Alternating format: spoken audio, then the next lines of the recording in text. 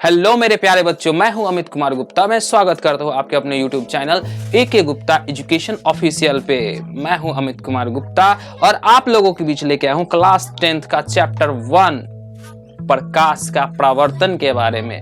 और इसमें हम जो आपको पहले बता देना चाहते हैं कि फिजिक्स का आप हमारे यूट्यूब चैनल से जुड़ते हैं, सब्सक्राइब करते हैं तो आपको ये बेल नोटिफिकेशन वगैरह सब चीज आते रहेगा और आपको पूरा का पूरा साइंस का A to Z आपको लास्ट तक करवाऊंगा। साथ के साथ नोट्स भी दूंगा आप लोगों को PDF के रूप में। आपको लिखने की भी जरूरत नहीं है। जब भी आप बैठेंगे मेरा क्लास को देखने के लिए तो आप लोग पेन और कॉपी लेकर ही बैठेंगे। तो चलिए देरी नहीं करते हैं, शुरुआत करते हैं फिजिक्स का पहला चैप्टर प्रकाश का परावर्तन। इस चैप्टर को पढ़ने से पहले हमें कुछ बातों को जानना जरूरी है, जैसे कि प्रकाश किसको कहते हैं। देखिए, हम किसी चीज को देखते हैं तो बिना प्रकाश के हम नहीं देख पाएंगे। तो ऐसा बोल सकते हैं कि प्रकाश एक प्रकार की ऊर्जा है जिसकी सहायता से हम लोग किसी वस्तु को देख पाते हैं। अगर आप एकाएक गौर करेंगे, रात में जब आप बैठते हैं, लाइट कट जाती है तो क्या एक दूसरे को आप देख पाते हैं? कभी नहीं देख पाएंगे, क्योंकि प्रकाश वहां पे नहीं होती है। आगे बढ़ते हैं, प्रकाश का स्रोत क्या होता है? जिस चीज से हमें प्रकाश मिलता है उसी को हम लोग कहते हैं प्रकाश स्रोत। इसमें प्रकाश स्रोत दो प्रकार के होते हैं। फर्स्ट आपका आएगा प्राकृतिक प्रकाश स्रोत, एक आता है मानव निर्मित प्रकाश स्रोत। प्राकृतिक स्रोत वो होते हैं जो हमारे पर्यावरण के अंदर एकदम नेचर के द्वारा खुद व खुद बनाए गए हैं, वो हम लोग उसको नहीं बनाए। जैसे कि एग्जाम्पल के तौर पे बताते हैं आपको, सूर्य जो कहिएगा, सूर्य सबसे बड़ा एक तारा है जो कि एक प्राकृतिक स्रोत है। उसके बाद आते हैं मानवीय स्रोत। देखिए, मानवीय स्रोत में अगर जानेंगे तो बहुत सारी चीजें हैं, जैसे कि आप टॉर्च का लाइट जलाते हैं, वो हो गया आपको बिजली का बल्ब हो गया, वो हो गया मोमबत्ती जलाते हैं, ये हो गया, ये सभी मानव निर्मित प्रकाश के स्रोत होते हैं। ठीक है मेरे प्यारे बच्चों, आप लोग यहाँ पर जो देख पा रहे हैं, ये देखिएगा मोमबत्ती जल रहा है, मोमबत्ती जल रहा है। उसके बगल में देखिएगा सूर्य का जो प्रकाश है ये आपको दिख रहा है, और ये जो आपको लाइट है, तो यहाँ पर आपको ये देखिएगा, ये जो मोमबत्ती है और ये जो बल्ब है ये मानव निर्मित हुआ, और ये सूर्य का प्रकाश, तारे, ये सब जो हुए ये प्राकृतिक हुए। मेरे प्यारे बच्चों, अगर समझ गए हैं तो लाइक करें, शेयर करें, और ये सभी अगर कंटेंट आपको चाहिए तो स्क्रीनशॉट इसका ले लीजिएगा और आपको लिख लेना है कॉपी के अंदर। आगे बढ़ते हैं मेरे प्यारे बच्चों, अब जानते हैं वस्तु के बारे में। एक प्रदीप्त वस्तु होता है, एक होता है अप्रदीप्त वस्तु। प्रदीप्त वस्तु को इंग्लिश में लुमिनस कहते हैं और अप्रदीप्त को बोलते हैं non luminous object. Luminous object वो होता है, यानी कि प्रदीप्त वस्तु वो होता है जो खुद का प्रकाश को उत्सर्जित करता है। जैसे कि सूर्य का प्रकाश, ये खुद का प्रकाश उत्सर्जित करता है। मोमबत्ती हो गया, जलता हुआ विद्युत का बल्ब हो गया, ये सभी आपको हो गए प्रदीप्त वस्तु, क्योंकि इसके पास खुद का प्रकाश होता है। अब जानते हैं अप्रदीप्त वस्तु के बारे में। अप्रदीप्त वस्तु यहाँ पर आपको कुछ दिखाई भी दे रहा होगा। अप्रदीप्त वस्तु होती है वे वस्तुएं जो प्रकाश खुद का उत्सर्जित नहीं करती है। जैसे कि आपका किताब हो गया, क्या उसमें से लाइट कभी निकलता है? कभी नहीं निकलता। तो आप यहाँ पर कुछ देख पा रहे होंगे इमेज में। देखिए यहाँ पे जो ये आग है, उसके बाद आपको पेंसिल है, ये कैंची है, ये टॉर्च है ना, फुटबॉल है। तो इसमें से आपको देख के बताना है कि किस में से लाइट निकलता है, यानी कि जिससे प्रकाश निकलेगा वो प्रदीप्त वस्तुएं हो गई, और अप्रदीप्त वस्तुएं वो होंगी जिनमें से प्रकाश नहीं निकलता है। मेरे प्यारे बच्चों, इसको कमेंट में यहाँ पर जो 9 को दिया हुआ है टोटल, इसमें से बताएंगे कि कौन सा ऑब्जेक्ट जो है वो प्रदीप्त है और कौन सा अप्रदीप्त है। मेरे प्यारे बच्चों, इसके बाद हम आगे बढ़ते हैं, जानते हैं प्रकीर्णन क्या होता है। देखिए, प्रकीर्णन का मतलब होता है कि किसी कण पे जब प्रकाश की किरण पड़ती है एक जगह पे तो वो फैलती है ना, चारों तरफ फैलती है, यानी एक जगह पे आती है। ये इमेज में आप देख पा रहे होंगे कि सूरज का रोशनी जो है किस प्रकार से गया है बादल के ऊपर, और बादल से फिर चारों तरफ ये एक्सपेंड हो रहा है। आप एकदम देखेंगे ध्यान से, बिल्कुल समझ में आ जाएगा कि प्रकीर्णन क्या होता है। ठीक है, प्रकीर्णन हो गया कि जब ये कोई सूक्ष्म कण पे जाके पड़ेगा तो उन पे पड़ने के बाद उसको अवशोषित कर लेगा, और अवशोषित करने के बाद वो फैला देगा चारों तरफ। यही घटना जो हुई ये प्रकीर्णन कहलाती है। आप इसको लिख सकते हैं और यहाँ पर इमेज के थ्रू भी समझ सकते हैं, बेहतरीन हमने आपको दिया है। उसके बाद जानते हैं प्रकाश की किरणें क्या होती है। देखिए, प्रकाश जो होती है वो एकदम सीधी रेखा में चलती है। आपको याद रखना है, ये ऑब्जेक्टिव भी पूछा जाता है आपके बिहार बोर्ड के एग्जाम में कि प्रकाश कैसी रेखा में चलती है? आपको 4 ऑप्शन रहेगा, तो इसमें से आपको एक सीधी रेखा। तो प्रकाश की किरण होती है कि जब भी कोई चीज जलता है तो उसके चारों दिशाओं में जो रोशनी जाती है उसी रोशनी को हम लोग प्रकाश की किरण कहते हैं। यहाँ पर आप देख पा रहे होंगे कि एक लाइट जो है आपको यहाँ से सोर्स हुई है और ये चारों तरफ फैलते चली गई है, तो ये जो है ये एक प्रकाश की किरण होती है, इसको रे ऑफ लाइट बोलेंगे। ठीक है, यहाँ पे आपको लिखा हुआ भी है, आप इसको स्क्रीनशॉट कर सकते हैं। यहाँ पर इंपॉर्टेंट ध्यान रखने वाला बात क्या है कि एक सरल रेखा जो होती है उस पर चलने वाली प्रकाश की किरण को ही प्रकाश की किरण कहते हैं। प्रकाश हमेशा सीधी रेखा में चलते हैं। अब जानते हैं प्रकाश जो है, प्रकाश की किरण मुख्यतः इसको 3 भागों में बांटा गया है। 3 प्रकार का होता है। पहला होता है, आप यहाँ पर देख पा रहे हैं, अपसारी किरण पुंज है। दूसरा देख पा रहे हैं समांतर किरण पुंज है, और तीसरा जो है आपको अभिसारी किरण पुंज है। तो ये आपको 3 याद करना है,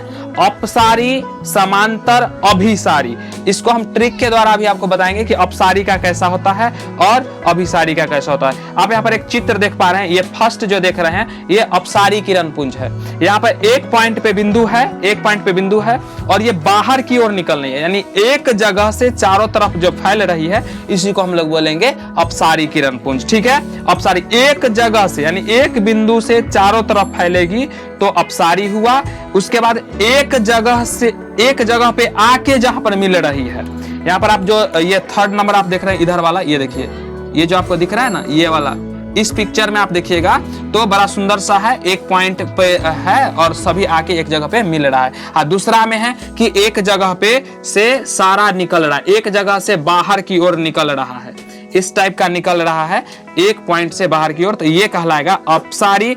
और जो आके एक जगह पे मिल रही है, जो आके सभी किरण जो है एक जगह पे मिल रही है, इसी को बोलते हैं हम लोग अभिसारी। देखिए, इसको याद करने का क्या बात है, अभी आकर मिल गई है एक जगह पे, अभिसारी आके मिल गई है, बात समझिएगा। अभिसारी में अभिसारी अभी आके मिली है, इसमें आके मिल रही है एक बिंदु पे, तो इसीलिए हम इसको नाम दे देंगे अभिसारी। समांतर तो आप मैथ में भी समझते होंगे, समांतर मतलब एक दूसरे के एकदम सामने सामने, इस टाइप का जो गया है इसी को समांतर किरण पुंज कहते हैं।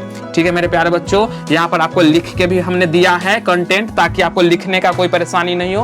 आप खाली समझते चलिए, जो भी वीडियो के अंदर हम आपको समझा रहे हैं उसको समझिए, और लिखने के लिए आप वीडियो को थोड़ा देर के लिए रोक लीजिएगा, फिर उसको लिख लीजिएगा अपने नोटबुक में, और नहीं तो स्क्रीनशॉट ले लीजिए इसका और बारी बारी से इसको टाइम से लिख लीजिएगा। लगातार समझिए। अगर इसको समझ पा रहे हैं तो आप, हमें कुछ नहीं चाहिए, आप थोड़ा सा सब्सक्राइब करिए और आपके ही जैसे पढ़ने वाले जितने भी स्टूडेंट्स हैं उसके बीच में ये शेयर करिए इस चैनल को, क्योंकि अमित सर आपको ऐसे ऐसे कंटेंट हमेशा लेके आते रहेंगे। भरोसा यकीन मानिए, आपको डेली वीडियो मिलेगा इस यूट्यूब चैनल पे। तो हमने आपको अभी बताया कि किरण पुंज 3 प्रकार के होते हैं। फर्स्ट होते हैं अपसारी किरण पुंज, सेकेंड होते हैं समांतर किरण पुंज, और थर्ड होते हैं अभिसारी किरण पुंज। पहला जो हमने बताया था अपसारी किरण पुंज, इसमें हो गया कि सभी किरणें एक जगह से बाहर की ओर निकलती थी। समांतर किरण पुंज में आया कि एकदम समांतर हो गया। एंड थर्ड जो हमने बताया था, थर्ड वाला ये देखिए, तो ये जो है ये अभिसारी किरण है, यहाँ पर एक बिंदु पे आके सारी किरणें मिल रही होती है। ठीक है मेरे प्यारे बच्चों, आगे बढ़ते हैं। वस्तु की 3 टाइप और होती है, इसमें जानते हैं। एक होती है पारदर्शी वस्तु, एक होती है पारभासी वस्तु, और एक होती है अपारदर्शी। ठीक है, तो इसमें पारदर्शी, देखिए नामे से स्पष्ट हो रहा है पारदर्शी। जैसे कि आप शीशा देखेंगे, शीशा होता है ना, शीशा को आराम से लाइट दीजिएगा तो इस पार से इस पार आसानी से चला जाता है। ठीक है, तो ये हुई पारदर्शी, जिसमें से देखिए याद करना एकदम सिंपल है, वैसी वस्तु जिससे प्रकाश की किरणें आसानी से पार हो जाती है, यानी उसको कोई रुकावट नहीं हो रहा है, तो वैसी वस्तु को हम लोग कहते हैं पारदर्शी वस्तु। ठीक है, और पारदर्शी वस्तु जैसे कि शीशा हो गया, हवा जो होता है उसको भी एक पारदर्शी वस्तु के का ही नाम दिया गया है, हवा को, शीशा को। पानी जो होता है साफ पानी, उसको भी हम लोग पारदर्शी वस्तु कहते हैं। उसके बाद आता है, सेकंड आता है पारभासी पदार्थ। देखिए पारभासी जो वस्तु हुई या पदार्थ, वो होती है जिसमें से थोड़ा सा ही प्रकाश जाता है। हम दिए थे तो पूरा, लेकिन गया है थोड़ा सा ही। ठीक है, गया है थोड़ा सा ही। आप क्या करिएगा, उंगली में टॉर्च बारिएगा थोड़ा सा, ठीक है, थोड़ा सा टॉर्च बारिएगा तो उसमें पता चलेगा कि यहाँ पे आपका स्किन जो है लाल हो गया है, क्योंकि चरमरी के द्वारा प्रकाश पूरा बाहर नहीं जाता है, इस थोड़ा ही बाहर जाता है, तो आपको क्या दिखेगा कि वो लाल लाल दिखेगा तो ये पारभासी वस्तु हुआ। क्या हुआ? पारभासी वस्तु। उसके बाद और भी हम बताते हैं, जैसे कि कागज में तेल लगा लीजिएगा और लाइट जलाइएगा तो भी आपको क्या होगा कि थोड़ा सा प्रकाश की किरण उसमें से बाहर निकलेगी। और एक और हम आपको बताते हैं पारभासी में कि घिसा हुआ कांच जो होता है, कांच को घिस देंगे और तब लाइट देंगे तो भी उसमें से पूरा प्रकाश की किरण बाहर नहीं आती है। ठीक है, आपको यहाँ पर हमने एग्जाम्पल में भी दिया है। देखिएगा, पारदर्शी पदार्थ जो है इसमें से वे पदार्थ होते हैं जो आसानी से पार कर लेते हैं। आपको याद एकदम सिंपली लिख भी दिए हैं। इसका एग्जाम्पल हवा, पानी, कांच ये सब दिए हैं। पारभासी वस्तु में भी आप देख पा रहे होंगे ये सारी चीजें, बैलून क्या रबर है ना, दूध, घना धुआं, कुहासा जानते हैं ना जो ठंडा के दिन में लगता है, कुहासा है ना, धुंधला टाइप का, वही होता है। और अपारदर्शी का मतलब हुआ कि इसमें से प्रकाश की किरण पार होएगी ही नहीं। ठीक है, एग्जाम्पल के तौर पे अगर लोहा के अंदर से लाइट जलाइएगा तो क्या कभी वो पार होगा? कभी पार नहीं होगा। ठीक है, लोहा हो, पत्थर हो, लकड़ी हो, अलकतरा हो, इस सब में से प्रकाश कभी भी पार नहीं होता है। जो जिसमें से प्रकाश पार नहीं होगा उसको हम लोग बोलेंगे अपारदर्शी पदार्थ। ठीक है मेरे प्यारे बच्चों, इसको आप लोग स्क्रीनशॉट कर लीजिएगा और इसको लिख लेना है आपके अपने नोटबुक में। इसको बार बार रिवीजन करिएगा, आपको एकदम बेहतरीन रिजल्ट लाने की गारंटी मेरी है। ठीक है।